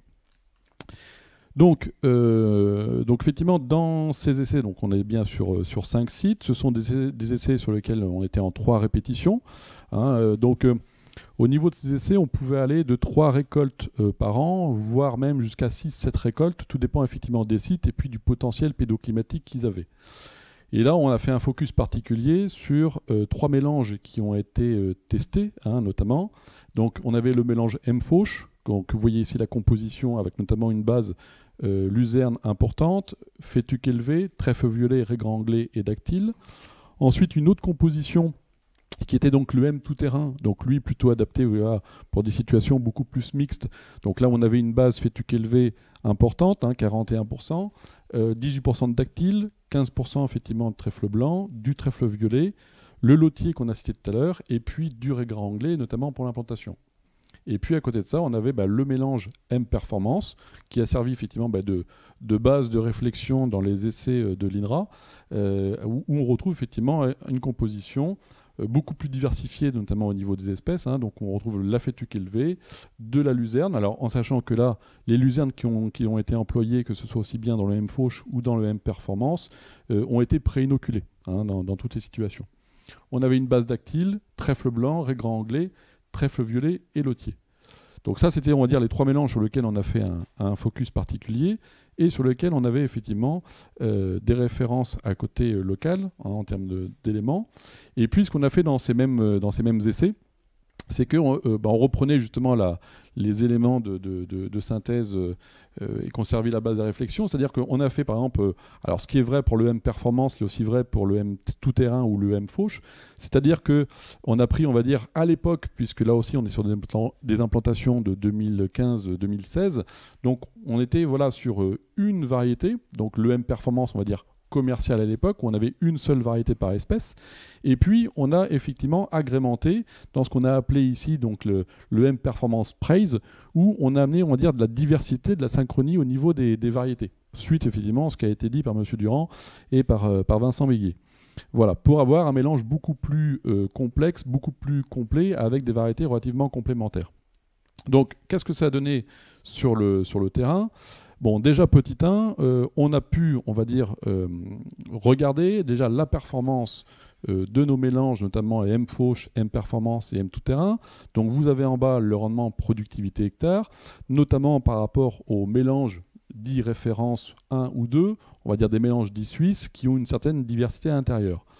Ce qu'on voit aujourd'hui, c'est que les résultats qu'on a obtenus ici sont des résultats qu'on avait sur tous les sites. Voilà, le comportement qu'on a là aujourd'hui, c'est que qu'on soit sur les sites du sud-ouest, de Bretagne, du centre ou de l'est de la France, on a toujours, on va dire, un comportement relativement régulier de ces 3, donc notamment sur la partie productivité, mais aussi sur la partie qualité. Deuxième point, effectivement, qu'on a regardé de plus près, c'est quelle a été la plus-value, effectivement, de cette diversité intraspécifique. Voilà. Et donc, passer de la situation du site on va dire, de Lusignan, le passer, on va dire, dans différents sites. Aujourd'hui, on voit bien que dès qu'on est passé sur, justement, des compositions avec une seule variété par espèce, dès qu'on a, effectivement, amené de la diversité, notamment si on prend en haut le cas du M-Fauche, on a gagné, on va dire, on a maintenu le niveau de productivité, mais justement en amenant une plus-value justement sur la quantité de protéines produites dedans. Et surtout, ce qu'on a constaté, c'est qu'au bout de 4 ans, enfin 3 ans d'expérimentation, et même là encore aujourd'hui, on a surtout un meilleur maintien, un meilleur équilibre de l'ensemble des espèces dans le mélange. Voilà. Donc on a vraiment cette diversité aujourd'hui qui a été évaluée notamment par l'INRA, aujourd'hui qu'on retrouve effectivement en plein champ, et donc qui va dans l'objectif aussi, donc à la question numéro 1 des éleveurs en 2014, c'était oui, j'implante des prairies, mais en fait au bout de quelques années, je me perçois que j'ai plus qu'une ou 2 ou 3 espèces dans mon mélange qui dominent, et j'en ai voilà, peut-être d'autres qui ont disparu. Donc aujourd'hui, voilà, c'est bien ce maintien des espèces dans le temps qui est intéressant et qui permet la performance qu'on a dedans. Autre point qu'on a ici, c'est aussi le taux de salissement. C'est vrai que souvent, ce qu'on s'aperçoit, c'est qu'au bout de quelques années, du coup, dès qu'on a effectivement cette diversité, voilà, qu'on a des espèces qui tendent, on va dire, à se réduire, on a du salissement. Aujourd'hui, au bout de 3 ans, 4 ans d'expérimentation, dès qu'on a effectivement ces mélanges, on va dire, avec de la diversité, donc on va dire les mélanges qu'on commercialise aujourd'hui, eh bien, on a des mélanges qui sont relativement encore épais et donc qui laissent peu de place aux adventices dedans. Donc ça aussi, c'est un point important. Et donc voilà la synthèse effectivement des deux, où on retrouve l'ensemble des éléments par rapport aux témoins de référence et la plus-value que ça ait. Et donc là, j'insiste bien dessus, on est sur une moyenne de 3 années sur 5 sites. Et donc là où on a fait, en gros, ça représente à peu près 44 coupes réalisées donc, sur l'ensemble des sites donc, sur les 3 années et 18 analyses alimentaires réalisées effectivement sur les différents sites. Autre point aussi, donc là qu'on a voulu illustrer, c'est ce qu'on a pu voir, c'est que cette caractérisation et cette différenciation en termes de comportement se fait surtout, on va dire, plutôt en pic estival. C'est-à-dire qu'au printemps, quand tout va bien, la production différenciée entre le M performance, donc on va dire mono-variété par espèce, et donc le M performance praise avec cette diversité, on voit surtout que c'est l'été quand on a, on va dire, plutôt des conditions rudes qui arrivent derrière, où on a cette différence. Et donc, on a illustré ici le pic de production du M-Performance Praise par rapport au témoin M-Performance classique. Et on voit effectivement qu'il y a une production de biomasse beaucoup plus conséquente, notamment au fil du temps et l'été avec les périodes... voilà. Donc on a quelque chose de beaucoup plus robuste face aux aléas climatiques. Et puis une petite photo pour illustrer ça. Voilà, c'était une photo de prise où on voit très bien le M fauche, on va dire, classique d'il y a quelques années, comparé aujourd'hui au M fauche avec sa diversité. Voilà, on voit tout de suite qu'on a quelque chose de beaucoup plus conséquent. Voilà, là on était sur un pôle expert à Saint-Sauvant, sur lequel après la deuxième coupe, il y avait eu beaucoup de sécheresse. On voit malgré tout que cette diversité amène un plus en termes de productivité, en termes effectivement de meilleure régularité de l'ensemble des espèces et de couverture de sol. Voilà, donc maintenant je vais laisser la main à Fabien. Merci beaucoup Cédric et merci Christian donc, pour cette présentation. Donc on en a terminé, on va dire, avec l'ensemble des présentations. On espère donc vous avoir convaincu et vous avoir apporté donc des preuves scientifiques sur le fait que la diversité choisie d'espèces, mais aussi la diversité choisie des variétés peut être source de performance pour les systèmes fourragers. Et donc c'est ce qui nous conduit finalement à proposer du coup notre gamme aime les mélanges de mélanges fourragers prêts à l'emploi. C'est-à-dire qu'on met dans ces mélanges-là les espèces et les variétés pour lesquelles on sait que la performance est au rendez-vous lorsque ces variétés-là sont utilisées en mélange. On dispose actuellement d'une gamme de plus de 25 références qui est adaptée à la fois aux objectifs en termes de qualité recherchée de production de fourrage. Est-ce qu'on souhaite produire surtout de la protéine, des fourrages équilibrés en protéines, en énergie, riches en énergie ou riches en fibres. On a également adapté et décliné ces différents mélanges sur les différentes durées d'exploitation. Donc ça va des dérobées fourragères estivales jusqu'au mélange longue durée. On a vu avec les résultats justement présentés par Cédric et Christian que dans un premier temps, pour apporter justement et faire évoluer cette gamme, on s'est focalisé sur les mélanges longue durée parce qu'apporter justement de la pérennité, de la régularité de la production, c'est d'autant plus dur dans les mélanges longue durée qui vont finalement connaître des aléas climatiques plus nombreux de par leur durée d'exploitation. On fait donc aujourd'hui évoluer la composition de nos mélanges M-Performance, M-Fauche, M-Pâture en introduisant cette diversité intraspécifique. On compte poursuivre ces évolutions-là sur les autres produits au gré de nos nouveaux résultats expérimentaux. Et donc cette gamme aime les mélanges est une gamme en amélioration constante pour accompagner les éleveurs face aux nouveaux défis, on va dire, de production. On peut maintenant donc continuer à travers les différentes questions que vous pouvez avoir suite à ces présentations. Alors je ne sais pas si déjà il y a des questions dans la salle. On va peut-être commencer par les questions dans la salle et ensuite je prendrai les questions sur le chat, mais continuez donc à poser vos questions. Bonjour, Dominique Grémy, journaliste à l'éleveur laitier. J'avais une question par rapport à ce qu'on observe actuellement avec le réchauffement climatique et les canicules toujours plus longues, même dans les zones adaptées aux prairies.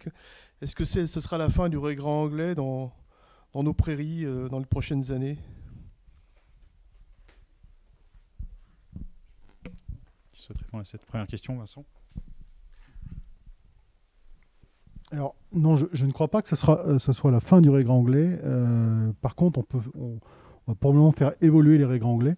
C'est-à-dire que les pics de production ne seront pas aux mêmes saisons. Donc il y aura à gérer cette partie-là, puisque notamment là où on utilise beaucoup le régranglé, on voit que ce sont des zones qui demain seront avec toujours beaucoup d'eau, mais plutôt l'hiver, avec des étés très secs. Et donc c'est possible de travailler avec encore cette espèce-là. J'en veux pour preuve la Nouvelle-Zélande, par exemple, c'est une île où l'été c'est tout sec, hein, donc, et pourtant la base c'est le régranglé. Par contre, les variétés qu'on utilise aujourd'hui seront peut-être moins adaptées, et donc c'est quelque chose qu'il faut intégrer. Après, soit effectivement on adapte les systèmes, les pics de production en gardant l'espèce régranglé, on s'adapte comme ça. Soit si on veut garder à peu près les mêmes périodes de récolte, là il faudra changer, faire évoluer les espèces. Et puis j'aurais tendance à dire, je sais que notamment en Bretagne, on n'aime pas beaucoup le dactyle, mais la base génétique du dactyle qu'on utilise aujourd'hui, ce sont des écotypes bretons, hein, des populations bretonnes. Donc le dactyle peut être adapté aussi à la Bretagne, mais c'est une espèce qui n'a pas la même plasticité qu'un régranglé. Donc je dirais oui et non. Il y a suffisamment de variabilité dans nos espèces et dans la variété intraspécifique pour pouvoir soit rester sur les mêmes systèmes, soit complètement changer de système. Voilà. Et donc l'approche mélange, voilà. Aujourd'hui, nous travaillons par exemple sur un dactyle qui pourrait être mieux adapté à un mélange avec du régras. Donc peut-être que là, justement, ce serait une piste intéressante pour être sur une transition et pas changer totalement de système. Jean-Louis ?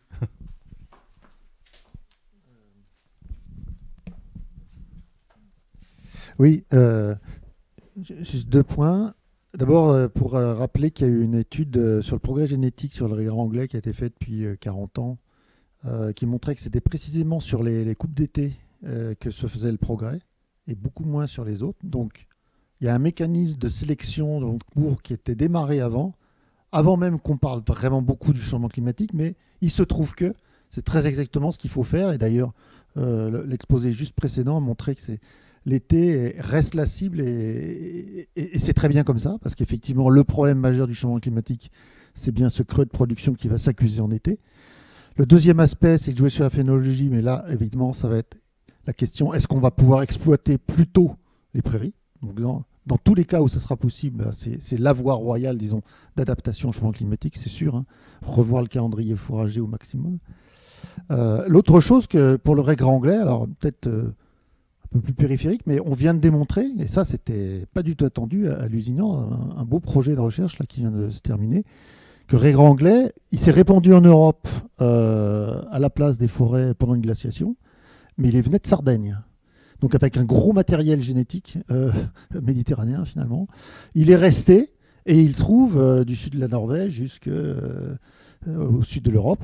Donc il présente une variabilité assez fantastique et en plus, cerise sur le gâteau, quasiment dans tous les sites, les gènes d'adaptation à peu près à beaucoup de climats se trouvent encore. Alors à l'échelle non utilisée, on va dire, au niveau du génome.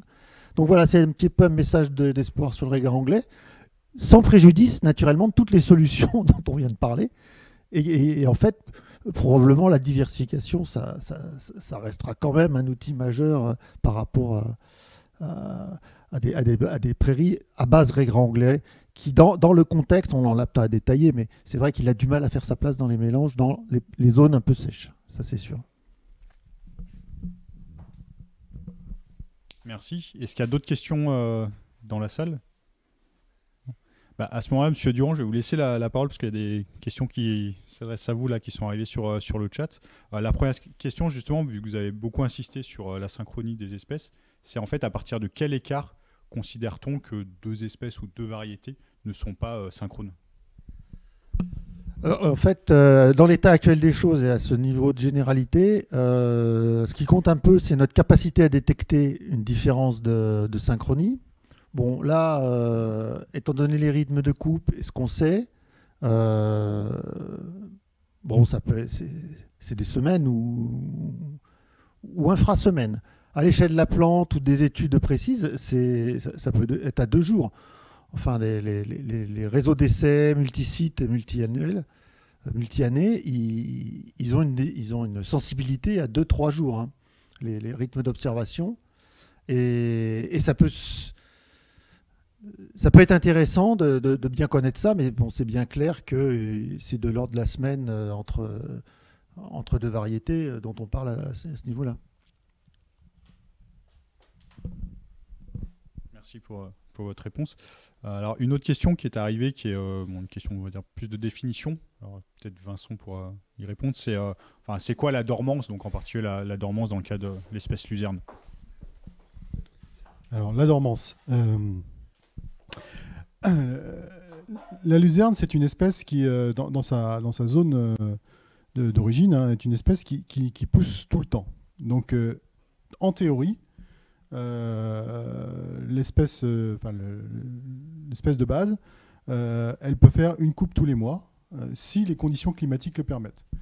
Donc, en fait, quand elle s'est étendue, déplacée, elle a rencontré des régions froides. Donc, en fait, elle a souvent suivi les tribus de cavaliers, en fait, qui ont fait des conquêtes de par le monde, hein, au cours de l'histoire. Et donc, effectivement, quand il fait froid, on ne peut pas pousser, et donc on a besoin de matériel plus dormant. Et donc, très schématiquement, une luzerne non dormante, c'est une dormance 12, c'est-à-dire on va faire une coupe tous les mois. Donc, mais bien évidemment, en France, ça on ne peut pas l'avoir, parce que l'hiver, ça ne pousse pas. Et une luzerne dormance 1, elle va faire qu'une seule coupe, donc en fait, elle va pousser qu'en juin, juillet, août, et le reste du temps, elle sera complètement dormante. Donc, l'essentiel, ce qu'on dit des variétés flamandes, l'essentiel des variétés utilisées en France aujourd'hui, dormance 4, c'est du matériel qui fait 4 coupes, donc qui commence à pousser au mois de mars, et puis qui s'arrête à pousser au mois de septembre, voilà, et donc à 4 coupes. Voilà, donc on est sur dormance 6, on va commencer plus tôt, on va finir plus tard, et dormance 7-8, ça va s'arrêter de pousser que 2 mois l'hiver. Voilà. Merci, j'en profite pour poser une autre question, parce qu'il y a une question justement qui est arrivée sur, tu as mentionné à un moment qu'on réutilisait des variétés anciennes, notamment de fétuc, et donc il y a des questions qui émergent sur le chat sur, du coup, quid de la souplesse des feuilles de ces variétés anciennes? Alors, effectivement, les variétés que j'ai mentionnées, en l'occurrence, j'en ai mentionné 2, hein, Guardian et Noria, ne sont pas des variétés très souples. Alors, après, ce n'est qu'un composant, donc pris dans l'ensemble du mélange, ça posera moins de difficultés, mais néanmoins c'est un critère qui reste très important. Et il se trouve que le Noria, c'est une variété qui reste quand même semi-souple. Voilà. Si je l'ai mentionné, c'est parce qu'elle a une dynamique de pousse très particulière qui reste intéressante. Et ce qu'on est en train de travailler, tout simplement, c'est d'avoir des types proches, mais qui sont améliorés sur ce critère de souplesse de feuillage pour éviter d'avoir des refus des animaux, puisque quand on est sur un couvert très divers, on peut aller vers une approche de choix de l'animal. Donc effectivement, si on a des espèces très peu appétantes, ou des génotypes très peu appétants, ils pourraient rester en place et donc créer du refus. Donc c'est un élément auquel il faut faire attention. Voilà. Mais en l'occurrence, celle-ci, Noria, elle n'est pas si dramatique que ça. Je veux dire, à l'échelle française, où on a du matériel très souple, ça se voit. À une échelle globale mondiale, ça reste du matériel d'une souplesse acceptable. Merci. Alors une nouvelle question, peut-être Cédric ou Christian de pouvoir répondre. On a présenté justement des mélanges dits praise dans les mélanges qu'on proposait, et donc il y a une question qui se pose, à savoir est-ce que tous nos mélanges peuvent déjà avoir cet adjectif de praise?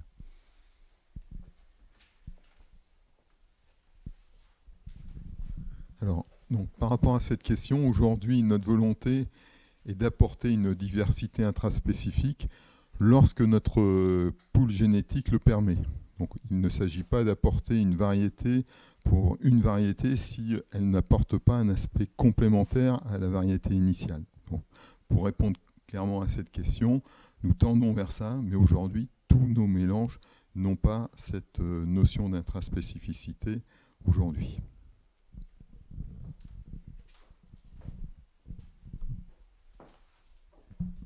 je veux compléter aussi la question. On a aussi une barrière réglementaire. Aujourd'hui, réglementairement, un composant d'un mélange doit être présent au moins à 5%. Donc, si on regarde, quand on a beaucoup d'espèces, avoir au moins 5%, ça peut nous limiter sur l'approche. Donc, le mélange M5 qu'évoque Jean-Louis Durand dans les essais, qui est très diversifié puisqu'il a 36 variétés, réglementairement, aujourd'hui, on ne peut pas le faire. Voilà. Donc il faut qu'on s'adapte aussi à cette question-là, qu'on peut comprendre par ailleurs, hein, pour des raisons de contrôle de ce qui se fait. Donc, ça peut nous bloquer un petit peu pour optimiser les résultats académiques dans notre développement commercial. Donc voilà, on prend en compte toutes ces contraintes.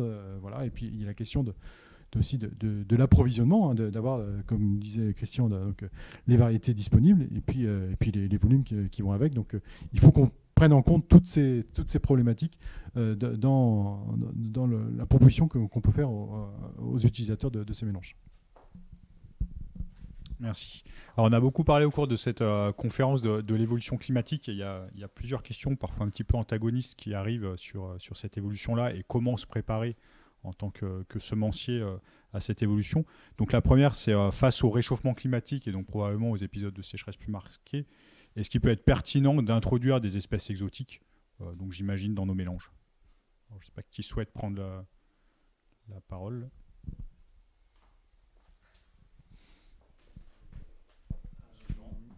Bon, moi, alors, on a dit, hein, l'extension de ces espèces, par exemple le raigrand anglais, c'est lui parce que c'est le mieux connu, hein, mais c'est des espèces très très ubiquistes aussi. En Europe, fait penser qu'il y a des ressources génétiques qui sont disponibles, au moins in vivo, dans la nature, qui permettent de beaucoup travailler avec, hein, ça ne me pas menacé particulièrement. Et c'est ce qui soulève d'ailleurs la question du maintien de ces ressources génétiques. Et là, il y a un gros sujet. Hein. C'est un effort que consent l'État actuellement et auquel il faut vraiment que tout le monde participe. Parce que cette ressource génétique, naturelle et conservée, les variétés, restent et vont rester la base de l'amélioration des plantes pour les années qui viennent, spécialement dans le domaine des fourragères, mais pas que. Hein. Alors là-dessus, on pense évidemment à d'autres espèces. Alors il y a toute une série de tentatives et il faut rester ouvert. C'est vrai que la recherche n'est pas forcément très prête. Il y a eu des tentatives de regarder les plantes en C4, hein, l'élévation des températures en hiver étant ce qu'elle est. On s'est demandé si des paspalum, pourquoi pas. Ce sont des plantes qui sont extraordinairement productives en été. Une très bonne valorisation de l'azote du sol, du soleil. Pour le moment, elle ne passe pas les risques de gelée. Hein. C'est-à-dire qu'il y a un réchauffement, mais peut-être qu'il n'y aura pas 15 jours de gel, mais il y en aura peut-être 10 et ça va bien suffire pour liquider. Donc en termes de pérennité, ça ne va pas. Mais ce n'est pas dit que ça change. Pour le moment, on en est loin. Voilà. Ça reste quand même le déficit hydrique, le problème numéro 1, et ça, ils sont sensibles aussi. Je voudrais compléter, il y a aussi la notion de valeur alimentaire. Ces espèces exotiques ont souvent une valeur alimentaire beaucoup plus faible que nos espèces, les espèces qu'on travaille. Et d'ailleurs, les zones où on les trouve, par exemple l'Amérique du Sud, hein, où naturellement on n'a pas nos espèces en C3 européennes, les systèmes les plus performants ont plutôt tendance à importer nos espèces européennes pour être construites, parce que cette question de valeur alimentaire, sur la digestibilité notamment, fait que ces espèces en C4 sont problématiques. Néanmoins, là encore, c'est une histoire de sélection. On part d'un niveau plus bas. Par sélection, on doit pouvoir y arriver, mais voilà, avec je dirais que sur une approche moyen terme, moi je ne pense pas qu'on puisse résoudre le problème avec ces espèces-là. peut-être qu'à l'horizon 2050-2100, si on voit les scénarios d'évolution climatique, il y aura à regarder plus fortement ces espèces-là. Mais aujourd'hui, comme le dit Jean-Louis, l'adaptation au changement climatique par des ressources génétiques, voilà. Jean-Louis évoquait aussi des travaux avec l'association des créateurs de variétés fourragères, hein, que je préside.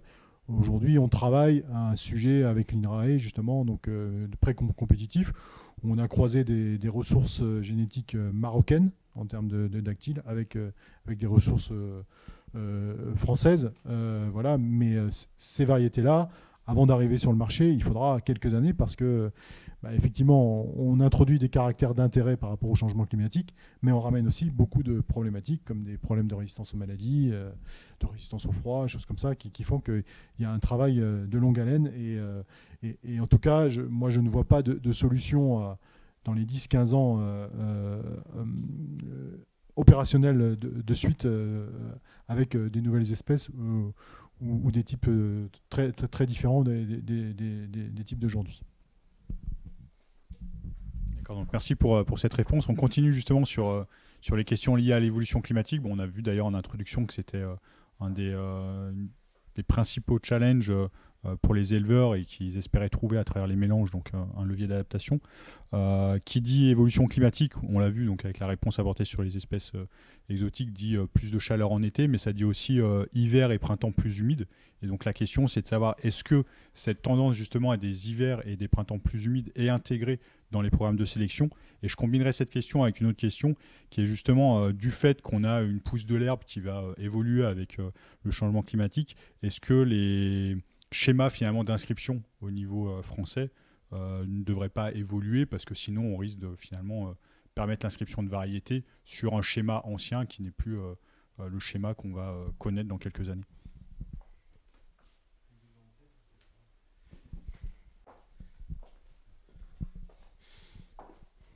Jean-Louis pourrait aussi répondre, je pense, notamment parce qu'on est tous les deux experts au niveau du CTPS. Donc voilà. Mais alors, oui, c'est intégré et depuis longtemps. Il y a un critère notamment en sélection qu'on utilise beaucoup sur les graminées, ce qui est la souplesse d'exploitation.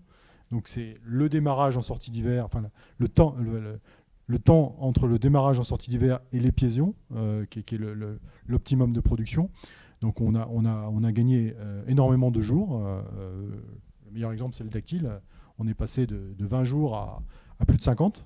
Donc on a vraiment travaillé cet aspect-là. Et d'ailleurs, on l'a obtenu principalement en allant chercher des ressources génétiques un peu exotiques, mais on reste en Europe.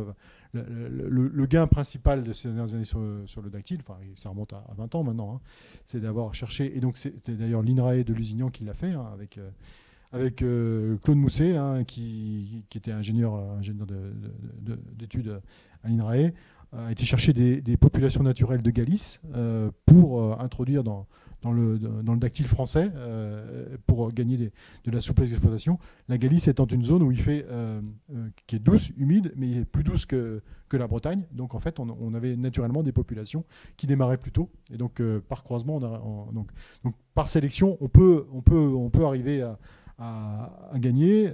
Sur le raigré anglais, même chose. Hein, voilà. Nous, actuellement, on travaille beaucoup cette question-là. Avec des choses, beaucoup travaillé sur la souplesse d'exploitation, des choses qui démarrent plus tôt, mais qui graissent sur de l'épiaison, donc de la précocité comparable à ce qu'on se fait aujourd'hui.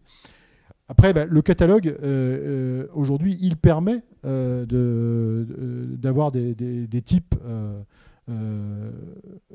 qui pourraient correspondre à ces évolutions donc, de pousses plus précoces, puisqu'il y a des classes de précocité, et donc on peut aller inscrire par exemple un raigré anglais plus précoce, sachant que ce n'est pas le cœur du marché, et donc ce n'est pas le cœur du dépôt. Donc, mais si l'usage se développe, il y aura plus de dépôts, et donc le catalogue le permet.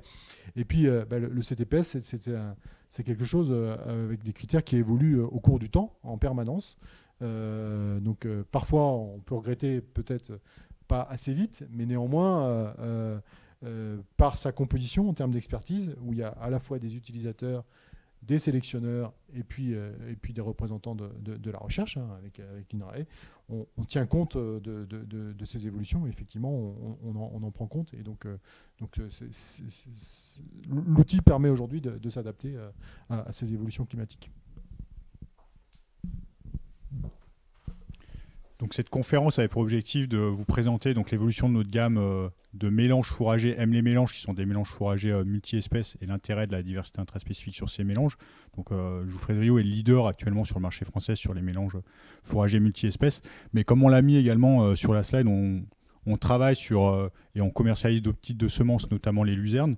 Et justement, il y a une question sur les luzernes. On a parlé de luzerne comme composant finalement des mélanges, mais il y a une question sur c'est-il intéressant et pertinent de faire des mélanges de luzerne, donc on reste sur du mono-espèce, mais en combinant différentes dormances, notamment des dormances 3-4 ou des dormances 6-7. Donc je pense que Christian et Cédric, vous pouvez probablement apporter des éléments de réponse là-dessus et justement peut-être parler de produits dont on dispose qui intègrent ces éléments. Donc effectivement, aujourd'hui, on lance en commercialisation donc un nouveau mélange qui s'appelle Alphamax, où on s'est servi, on va dire, de l'expertise notamment qui avait été amenée sur la synchronie sur les différentes espèces. Et donc on a appliqué ça notamment sur l'espèce luzerne. Et donc voilà, on s'est rendu compte que par rapport aux évolutions climatiques, par rapport aux à-coups climatiques qu'on peut avoir, effectivement, c'était aussi une des réponses. Voilà, c'est pas la seule réponse, mais voilà, c'était une des réponses aujourd'hui qui peut être amenée.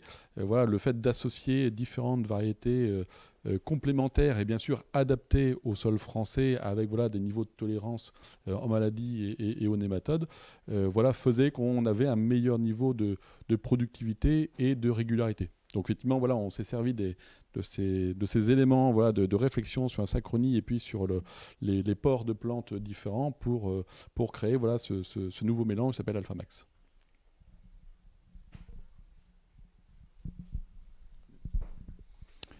Merci pour cette réponse. Alors, je ne sais pas s'il y a encore d'autres questions. Si on a répondu à l'ensemble de questions, je vous propose de clore cette conférence. Donc, je souhaite bien sûr remercier les participants et les conférenciers qui vous ont présenté ces différents résultats. Je souhaite vous remercier chaleureusement et j'espère, puis c'était une première pour nous, que la retransmission live s'est bien passée et qu'on a pu répondre aussi aux questions et aux attentes des personnes qui n'ont pas pu être présentes dans la salle. Donc voilà, cette conférence est maintenant terminée. Je demanderai juste aux journalistes de rester quand même un petit peu connectés. Donc Marianne, notre attachée de presse, a quelques informations à vous communiquer sur notamment les documents qui vous seront remis à l'issue de cette conférence. Voilà, je vous remercie. Oui, bonjour à tous. Donc, vous allez recevoir bientôt le dossier de presse, je vous l'envoie dans l'après-midi, ainsi que des photos pour illustrer éventuellement le propos. Et surtout, si vous avez des questions supplémentaires, n'hésitez pas à revenir vers moi. Et je contacterai moi les équipes Jouffret et pour revenir avec les réponses adéquates. Donc voilà, merci beaucoup d'avoir été là et je vous envoie tous les éléments là très rapidement dans la journée. Merci encore.